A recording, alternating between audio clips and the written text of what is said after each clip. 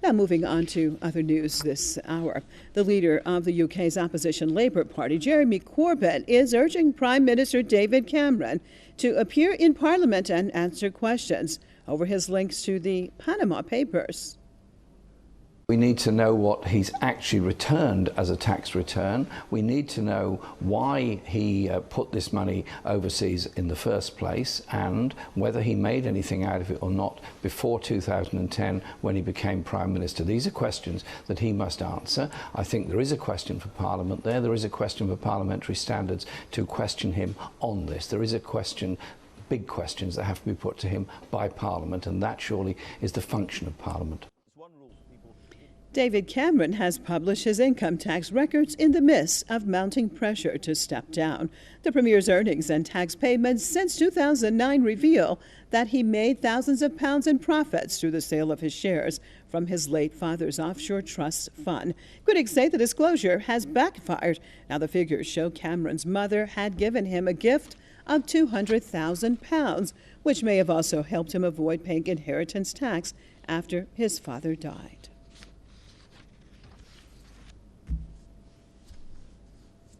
Let's cross over to Bristol, the UK, joined by investigative journalist Tony Gosling. Thanks so much for being with us. Tell me overall, how serious do you think this situation is, these accusations against the Prime Minister?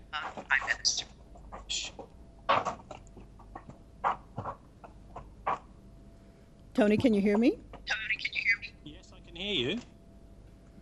Okay, did you hear the question? Well, I understand that the Leader of the Opposition, Jeremy Corbyn, is calling David Cameron to account over his involvement with tax avoidance. I would refer your viewers back to an article in The Guardian in April 2012, which spells out how the Cameron family made their fortune through David Cameron's father, Ian Cameron's firm, which was as soon as Margaret Thatcher relaxed exchange controls in 1980, when the Conservatives took power in the 80s. That was David Cameron's family were one of the first to exploit this new opportunity to move money out of the country to evade tax. And so I think he's got a lot of questions to answer. We've had one or two answers, but none to the really important issue, which is, did the entire family fortune, or at least a large part of it, that Cameron is now entitled to, did that come from Panama and from tax havens? And tell me, because there are those who say that whatever happened, the majority happened basically when his father was alive. It was his father who did this, and really doesn't have that much of effect on him, or he's not responsible for that. What would you say to that, sir?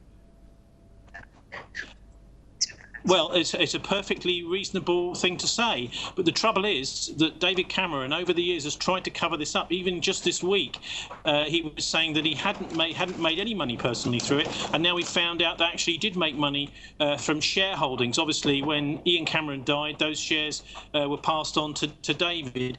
But there's a lot that hasn't been covered in this scandal during the week. Mossack Fonseca, this law firm in Panama, the Times of Israel has revealed that it was founded by Erhard Mossack and his son Jürgen Mossack, and Erhard was in the SS. And let's not forget that the Nazis did a lot of money laundering after the war. I think that this firm possibly, and Panama certainly, was part of a post-war money laundering network for the Nazis. The Panama was a CIA country, a lot of CIA influence in there, and many will know it as a country which was kind of outside the law. It provided flags of convenience for ships so that they could undermine international law, and it was a haven for organised crime. And that's why I think this is a strategic leak. The attack apparently is on Putin and China, but actually the reality is it's the US and it's many politicians in Britain too who have been using these kinds of services to get their money out of the country so they don't pay tax. Also, the International Consortium of Investigative Journalists who did this release is funded by George Soros, David Rockefeller, the Ford Foundation, and similar sorts of organisations who are much more likely to only do a partial release, rather like the MP's expenses scandal in London, where we never heard anything about David Cameron's expenses or Tony Blair's expenses. That's what I mean by a strategic leak. So there are lessons to be learned, David Cameron said yesterday, and I think he said, I will learn them. That is, I think his real thoughts are, don't get caught next time. Also, the other thing to note about all this is that the Kaupthing Bank in Iceland, we've just heard that the 4 bankers jailed 5 years they were supposed to do in jail have just been let out early the same week. So I think the Icelandic president is having revenge taken on him by the international banksters for his tough action, as indeed Iran does, when bankers are caught defrauding the public. I think it's important that they are jailed in these circumstances, and now there's moves in Iceland to release the criminal bankers of Iceland. So that's a terrible decision, and it makes me very suspicious about what's been going on in Iceland. Possibly the NGO being funded by similar sorts of foundations, as I mentioned before, the Rockefellers, the Fords and Soros, that have precipitated the resignation of the Icelandic president. Okay. Well, thank you so much for your comments. Investigative journalist Tony Gosling out of Bristol.